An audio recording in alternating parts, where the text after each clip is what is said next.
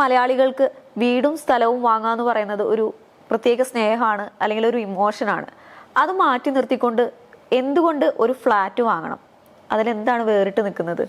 ഇത് ഞങ്ങളോടും പലരും ചോദിക്കാറുള്ളതാണ്. ഇപ്പം നമ്മൾ ഈ പ്രോജക്റ്റിലേക്ക് എടുക്കുകയാണെങ്കിൽ തന്നെ ഇവിടുത്തെ ഒരു ടിക്കറ്റ് സൈസ് സ്റ്റാർട്ട് ചെയ്യുന്ന ഒരു 2.3 CR. അപ്പോൾ പലരും ചോദിക്കാറുണ്ട് 2.5 CR ഒരു വില്ല വാങ്ങിച്ചൂടെ, ഞങ്ങൾ ഒരു ഇപ്പം 4 CR ഒക്കെ യൂണിറ്റ് ഇവിടെ ഉണ്ട്, 4 CR ഞങ്ങൾക്ക് സ്ഥലം മേടിച്ച് വലിയൊരു വീട് വെച്ചൂടെ എന്നൊക്കെ ചോദിക്കാറുണ്ട്.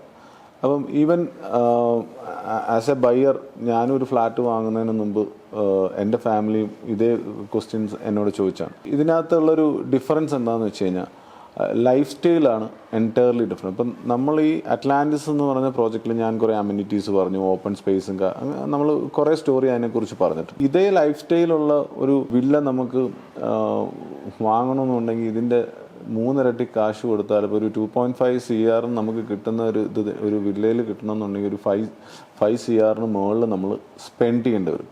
അപ്പം അത് മെയിൻറ്റെയിൻ ചെയ്യാനുള്ള ഡിഫിക്കൽട്ടിയും വേറെയാണ്. ഇപ്പം ഒരു ഹ്യൂജ് ടൗൺഷിപ്പിൽ കിട്ടുന്ന കുറേ കാര്യങ്ങളെന്ന് പറഞ്ഞാൽ നമുക്ക് സെക്യൂരിറ്റി 24 hours സെക്യൂരിറ്റി ബാക്കപ്പ് ഉണ്ട്.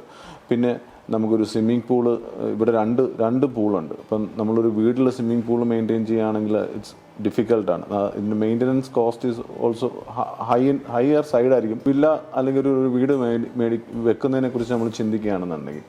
അതുപോലെ തന്നെ നമ്മളെപ്പോഴും ഈ പറയുന്ന ഈ 5 CR തന്നെ വൈറ്റില നിങ്ങൾക്ക് ഇതിനടുത്തുള്ള ലൊക്കേഷനിൽ ഒരു 5 CR വീട് ചെയ്യുമ്പോൾ നിങ്ങൾക്ക് ഒരു 5 സെൻറ്റിന് മുകളിൽ സ്ഥലത്ത് കിട്ടത്തില്ല.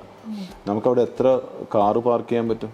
നമുക്കൊരു ഇവൻറ്റ് നടത്തണം. ഇപ്പം നമ്മുടെ വീട്ടിലെ കുട്ടിയുടെ ഒരു ബർത്ത്ഡേ ഫങ്ഷൻ, അല്ലെങ്കിൽ വെഡിങ് ആനിവേഴ്സറി, അങ്ങനത്തെ എനി കൈൻഡ് ഓഫ് ഇവൻറ്റ്സ് നടത്തണമെന്നുണ്ടെങ്കിൽ നമുക്കിവിടെ ആണെങ്കിൽ പാർട്ടി ഹാൾ ഉണ്ടാവും. അപ്പോൾ നമുക്കിവിടെ ഒരു 10, 25, 30 ഗസ്റ്റ് വന്നാൽ അവരുടെ പാർക്കിംഗ് അക്കോമഡേറ്റ് ചെയ്യാൻ പറ്റും. ഇങ്ങനെയുള്ള അഡ്വാൻറ്റേജസ് ഇഷ്ടം പോലെയാണ്. ഇപ്പം ഒരു കമ്മ്യൂണിറ്റി ലൈഫ് എന്ന് പറയുമ്പോൾ നമുക്കിവിടെ ഒരു 384 അപ്പാർട്ട്മെൻറ്റ്സ് വരുന്നത്. ഇപ്പം നമ്മളൊരു ഇൻഡിപെൻഡൻറ്റ് ഹൗസ് വെക്കുകയാണെങ്കിൽ നമുക്ക് ചുറ്റും നമുക്ക് നല്ല നെയ്ബേഴ്സിന് ആയിരിക്കണമെന്നില്ല കിട്ടുന്നത്. ഇപ്പം ഇവിടെ എന്ന് വെച്ചാൽ നമ്മുടെ ക്വാളിറ്റി ഓഫ് ലൈഫ് മെയിൻറ്റെയിൻ ചെയ്യുന്ന 300+ ആൾക്കാരാണ് നമ്മുടെ കൂടെ ഉള്ളത്. അപ്പോൾ അതുപോലെ generator backup, rain water harvesting system, sewage treatment system, fire systems, ഇതൊക്കെ നമ്മളൊരു വീട്ടിൽ ചെയ്തു വരുമ്പോഴത്തേക്ക് കുറേ ഭയങ്കര എക്സ്പെൻസീവ് ആയിരിക്കും അത് ഹാൻഡിൽ ചെയ്തുകൊണ്ട് പോകാനൊക്കെ. ഇപ്പോൾ ഒരു NRIനെ സംബന്ധിച്ചെടുത്തോട്ടെ, ഇപ്പം ഇവിടെ താമസം ഉണ്ടാവില്ല എന്ന് വെച്ചു ഫ്രീക്വൻ്റ്ലി ഒരു 3 months കൂടുമ്പോഴായിരിക്കും. ഇപ്പം മിക്കവാറും ഉള്ള GCC കൺട്രീസിൽ ഒക്കെ ഉള്ളവരാണെങ്കിൽ നമുക്കൊരു 3 months കൂടുമ്പോൾ വരും. അല്ലെങ്കിൽ മേ ബി നമ്മുടെ കൊച്ചിയിൽ നിന്ന് വെളിയിലുള്ള സിറ്റീസിൽ ബാംഗ്ലൂർ താമസിക്കുന്നവരോ ചെന്നൈയിലും മുംബൈയിലും ഒക്കെ ഉള്ള മലയാളികൾക്ക് നാട്ടിലൊരു വീട് വേണം, അങ്ങനെ വാങ്ങി താമസിക്കുന്നവരുണ്ട്. അപ്പോൾ ഇത് ആര് മെയിൻറ്റെയിൻ ചെയ്യുന്ന എക്സ്പെൻസ് ഒന്നും എടുത്തട്ടെ. അപ്പോൾ അതൊരു ഡെഡ് ഇൻവെസ്റ്റ്മെൻ്റ് ആയിപ്പോവും. ശരിക്കും ഒരു ഡിപ്രീസിയേഷൻ വാല്യൂയാണ് വരുന്നത്. ഫ്ലാറ്റ് എന്ന് പറയുന്നത് ഇത്രയും വലിയൊരു കമ്മ്യൂണിറ്റി ആയതുകൊണ്ട്, ഇത്രയും വലിയൊരു ബ്രാൻഡിൻ്റെ ആയാലും ഒരു ഇൻഡിപെൻഡൻറ്റ് വീട് വെച്ചിട്ട് ഇപ്പം സെല്ല് ചെയ്യണം, അവിടെ നമുക്കൊരു ബ്രാൻഡ് പറയാനില്ല. ഞാൻ കഴിഞ്ഞപ്പോൾ സനിൽ കോശി ബിൽഡ് ചെയ്ത വീട് റീസെയിൽ ചെയ്യുമ്പം എൻ്റെ ഒരു ബ്രാൻഡ് നമ്മൾ ബ്രാൻഡല്ല. പക്ഷേ നമ്മളിപ്പോൾ ശോഭയിലൊരു അറ്റ്ലാന്റിസിലൊരു ഫ്ലാറ്റാണ് നാളെ റീസെയിൽ ചെയ്യാൻ നോക്കുന്നെങ്കിൽ I have a flat in Sobha Atlantis, I want to sell that. അതിന് വേറൊരു ബ്രാൻഡാണ് കിട്ടുന്നത്. അപ്പം ഇൻവെസ്റ്റ്മെൻറ്റ് വൈസ് ആണെങ്കിലും നമ്മുടെ ലൈഫ് സ്റ്റൈലിനാണെങ്കിലും ഇപ്പം നമുക്ക് വലിയ കമ്മ്യൂണിറ്റി താമസിക്കുമ്പം ഞാൻ പറഞ്ഞു ചിൽഡ്രൻസിൻ്റെ ഒക്കെ അവർക്ക് ഭയങ്കര അമ്യൂണിറ്റീസും പൂളും പ്ലേ ഏരിയാസും ഒക്കെ ഉള്ളൊരു സ്ഥലമായിരിക്കും നമുക്ക് വീട്ടിൽ പ്രൊവൈഡ് ചെയ്യാൻ പറ്റില്ല. നമ്മൾ വീട്ടിൽ താമസിക്കുമ്പം വേറൊരു പ്രശ്നമെന്ന് പറഞ്ഞാൽ ഒരു കമ്മ്യൂണിറ്റി ലൈഫ് കിട്ടണമെന്നുണ്ടെങ്കിൽ നമ്മൾ ഒരുപാട് സോഷ്യലൈസ് ചെയ്ത് പോകണം. അപ്പോഴും കുട്ടികൾക്കൊരു കമ്മ്യൂണിറ്റി ലൈഫ് കിട്ടത്തില്ല. എൻ്റെയൊക്കെ ചെറുപ്പത്തിൽ നമ്മളൊരു കൂട്ടുകുടുംബത്തിലൊക്കെ വളർന്നു വന്ന ആൾക്കാരാണ്. അപ്പോൾ കസിൻസൊക്കെ ആയിട്ട് നമ്മൾ ഭയങ്കര സ്ട്രോങ് ആണ്. പക്ഷേ ഇപ്പോഴത്തെ ജനറേഷൻ വരുമ്പം നമ്മൾ വീടുകളിൽ നിന്ന് അടുത്ത വീടുകളിലേക്ക് ആരും അങ്ങനെ പോകാറില്ല. അതേസമയം ഫ്ലാറ്റിലാകുമ്പം കുട്ടികൾ മോർ എൻഗേജ്ഡ് ആവും. അപ്പം എൽഡേഴ്സായിട്ടുള്ള ആൾക്കാർ അവർക്കൊരു കമ്മ്യൂണിറ്റി ഉണ്ടാവും, അവർ കുറേ എൻഗേജ്ഡ് ആവും. അവർക്ക് ചെറിയ ജോഗിങ്ങിനും നാച്ചുറൽ ലേഡീസിനാണെങ്കിലും ഒരു ഗ്രൂപ്പ് ഉണ്ടാകും പുറത്തേക്ക് പോകാനും. ഒരു social life is more important. അത് കൂടുതലും അതല്ല നമുക്കൊരു പ്രൈവറ്റ് ലൈഫും മതി എന്നുണ്ടെങ്കിൽ അതും ഫ്ലാറ്റിൽ പോസിബിളാണ്. നമ്മളുടെ ഡോറിൻ്റെ അകത്തേക്ക് നമ്മൾ ഇൻവൈറ്റ് ചെയ്യാണ്ട് ആരും വരില്ല. അപ്പോൾ നമ്മളിപ്പം വീട്ടിൽ നമ്മൾ ഒരു വീട് വെച്ച് താമസിക്കാമെന്ന് വെച്ചു, ഇപ്പം ഒറ്റയ്ക്കാണെങ്കിൽ വീട്ടിൽ നിൽക്കുമോ? നമ്മുടെ കൂടെ വീട്ടിലില്ല, നമ്മൾ ഒറ്റയ്ക്കാണെന്നുണ്ടെങ്കിൽ നമ്മൾ ആരെങ്കിലും വീട്ടിൽ വിളിച്ച് കിടത്താതെ നമുക്ക് ഒരു ഫിയറാണ്.